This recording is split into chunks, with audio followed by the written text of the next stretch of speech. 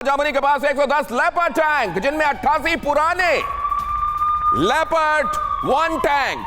Leopard 1 tank को ठीक करने की जरूरत, टैंक ठीक करने में सैकड़ों मिलियन लगेंगे। ठीक करने में 1 साल का वक्त लगेगा, सैकड़ों मिलियन लग जाएंगे, 1 साल का वक्त लगेगा, तब तक लड़ाई का रुख न जाने किधर होगा। जर्मनी में मौजूद लेपर्ड 1 टैंक दिए जा रहे हैं। लेपर्ड 1 को ठीक करने की आवश्यकता, वो आउटडेटेड हो चुके हैं और उनको ठीक किया जाएगा जब तक वो चलाने लायक होंगे। 1 साल का वक्त और सैकड़ों मिलियन लगेंगे। यूक्रेन को टैंक सप्लाई के बीच ये जर्मनी का दावा। 110 लेपर्ड टैंकों की बात, ये 110 लेपर्ड 1 टैंक हैं। अगली अहम खबर देखिए, निप्रो में अटैक के बाद दहशत में यूक्रेन। हथियारों को लेकर यूक्रेन के पश्चिमी देशों से अपील, हथियारों की डिलीवरी में तेजी लाएं। पश्चिमी देश ज़ेलेंस्की ने कहा, हथियार हथियार और हथियार, हथियारों की डिलीवरी में तेजी होनी चाहिए। इसका मतलब यह कि घोषणा कर दी जाती है और उसको उतनी जल्दी नहीं दिया जाता यूक्रेन को जितनी जल्दी चाहिए। स्टेटमेंट तो यही दिखा रहा है। बाखमुत और अद्विका में भीषण रूसी अटैक। यूक्रेन ने कहा खार्किव और सूमी में 30 से ज्यादा जगहों पर अटैक किया गया। ब्रिटेन के जनरल सर पैट्रिक सैंडर्स ने क्या कहा है? कहा है यूक्रेन को टैंक देने से ब्रिटेन की सेना कमजोर हो जाएगी। पैट्रिक सैंडर्स, रूस के मुकाबले में कमजोर पड़ जाएगी ब्रिटिश की सेना। पैट्रिक सैंडर्स ने कहा हथियार देते तो चले जाओगे, लेकिन खुद पर खतरा आया तो कैसे बचोगे? ब्रिटेन यूक्रेन को दे रहा है 14 चैलेंजर 2 टैंक। चैलेंजर 2 ब्रिटेन ने, और आप जानते हैं वहां के पीएम ने भी यह कहा है कि हम यूक्रेन को लगातार और बढ़ चढ़कर मदद देंगे। इस बीच वहां की सेना की तरफ से आवाज आ रही है, दे तो दोगे मदद, खुद की सुरक्षा कैसे करोगे अगर वक्त आ गया तो? ये तीनों अहम खबरें आपके सामने रख रहा हूं। यूक्रेन की तरफ से घातक हथियारों की मांग की जा रही है। कहा जा रहा है कि जो डिलीवरी है उसको टाइमली डिलीवरी इंश्योर किया जाए। टैंक देने की बात की जा रही है जर्मनी की तरफ से 110 लेपर्ड 1 टैंक, लेकिन वो लेपर्ड 1 टैंक उनको पहले रिपेयर करना पड़ेगा। रिपेयर करने के लिए कई 100 मिलियन रुपए चाहिए और उसके बाद 1 साल का वक्त चाहिए होगा और उसके बाद ही ये टैंक वहां चलाने लायक और इस्तेमाल करने लायक बनेंगे। खार्किव और सूमी में भयानक अटैकों की बात करके कहा जा रहा है हमको जल्दी जल्दी हथियार दो, अगर टाइमली नहीं दोगे तो ये घोषणा करने भर से कुछ नहीं होगा। एक्चुअली यही कहा है ज़ेलेंस्की ने। और तीसरी तस्वीर में आप देख रहे हैं कि ये जो चैलेंजर 2 टैंक दिया गया है ये ठीक है, दे रहे हैं आप यूक्रेन को, लेकिन वक्त आ गया, हमारे ऊपर खतरा आया तो क्या करेंगे? ये कहा जा रहा है यूनाइटेड किंगडम के आर्मी की तरफ से। अब ऐसे में कई सवाल है, वो सवाल आपके सामने रखता हूं और मेहमानों की तरफ ले चलता हूं। अहम सवाल यह है कि पहले एयर डिफेंस, अब यूक्रेन को टैंक्स की जरूरत क्यों पड़ रही है? पहले एयर डिफेंस की बात की गई, एयर डिफेंस हर तरफ से एयर डिफेंस की बातें की जा रही थी और जानते हैं आप उसमें कई देशों ने आगे बढ़कर आने की बात भी की, पेट्रियट तक बात पहुंची। अब देखिए जरा यहां टैंक क्यों हो रहा है, वो समझने की जरूरत है जरा।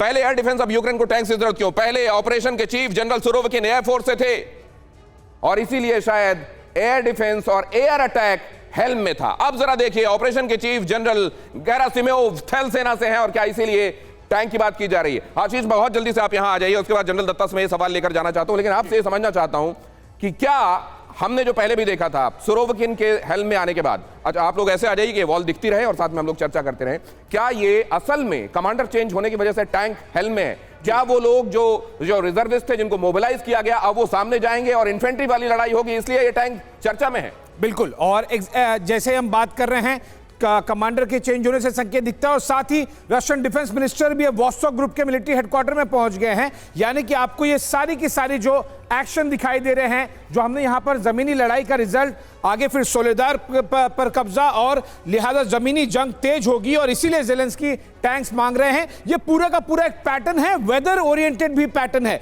वो इसलिए क्योंकि विंटर्स में आपने देखा था जब लग रहा था कि शुरुआत हो गई है, अक्टूबर एंड से नवंबर से जमीनी लड़ाई कम होगी, आपको मैसिव मिसाइल अटैक्स दिखाई दिए एक के बाद एक, जो कि अगले 1-1.5 महीने तक और चलेंगे। लेकिन तैयारी हो रही टैंक्स की, क्योंकि जब बर्फ पिघल जाएगी तब फिर आपको आमने सामने की लड़ाई के लिए तैयारी करनी अलग अलग फेजेस हैं और इसके लिए अलग अलग तरीके के हथियारों और अलग अलग तरीके के कमांडर्स की आवश्यकता हुई है और ये सब कुछ सोच समझ के किया जा रहा है जनरल दत्ता?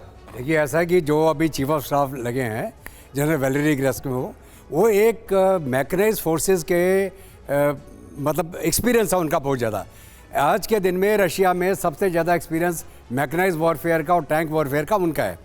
और अभी जो ऑफेंसिव में अगर रशिया ने जाना है तो ये मोबिलाइज और मैकेनाइज्ड वॉरफेयर होगा, जिसके अंदर आपके मैकेनाइज्ड फोर्सेस, जिसमें टैंक और आर्मर्ड पर्सनल कैरियर्स होंगे, अटैक हेलीकॉप्टर्स होंगे जो एक कॉरिडोर निकालेंगे और जाके असॉल्ट मोड में रशिया एक अटैकिंग मोड में जाएगा। राइट। इसको काउंटर करने के लिए और लड़ने के लिए इन्फेंट्री से या सिर्फ एंटी टैंक मिसाइल से यूक्रेन मुकाबला नहीं कर पाएगा। राइट। इसलिए उसने 300 टैंक मांगे हैं नाटो से, चाहे वो लेपर्ड हो चाहे वो चैलेंजर हो। लेकिन आपको एक चीज ध्यान रखनी है कि चाहे लेपर्ड और चाहे चैलेंजर है, ये भारी टैंक हैं। 60 और 70 टन की इनका रिस्पेक्टिवली वजन है इनका। और जो रशियन टैंक्स हैं T-90 या T-72 वो इससे 10 टन के करीब हल्के हैं वजन, मैन्यूवरेबिलिटी बढ़ जाती है, मैन्यूवरेबिलिटी ज्यादा है। तो इसलिए क्या है कि अगर 300 टैंक आ भी गए, 300 टैंक को क्रू की ट्रेनिंग करने के लिए, उनका हथियार असला लॉजिस्टिक बनाने के लिए एकदम तो है नहीं कि आपने घंटी बजाई और इतने 300 टैंक चल पड़ेंगे। क्रू की ट्रेनिंग कौन करेगा? राइट। और जब तक एक सोल्जर एक अपने आर्मामेंट के ऊपर ट्रेनिंग नहीं कर लेता, तब तक उसका फायदा क्या? नहीं कर सकता है वो। Man behind the machine is equally important. जब तक उनकी ट्रेनिंग नहीं हो जाती इसका फायदा क्या होगा? जरा ये अहम खबर भी देखिए और ये आपको दिखाने के बाद इस चर्चा को आगे बढ़ाता हूं। फ्रांस यूक्रेन को टैंक दे रहा है, ब्रिटेन टैंक दे रहा है, और यहां देखिए जरा क्या क्या हो रहा है।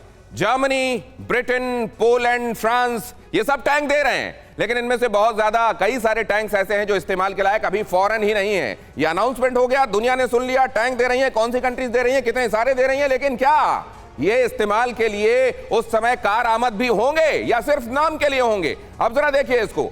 हथियारों की सप्लाई पर नेटो में क्या बात हो रही है। अमेरिका, यूरोप लंबी दूरी के टैंक्स देना नहीं चाहता। अमेरिका, यूरोप एडवांस टैंक्स की सप्लाई जारी किए हुए है। और क्या क्या हो रहा है यहां जरा देखिए। यह इंपॉर्टेंट इसलिए है कि कौन सिर्फ अनाउंस कर रहा है, कौन सिर्फ मदद देते हुए दिखना चाहता है और कौन वाकई काम की मदद दे रहा है।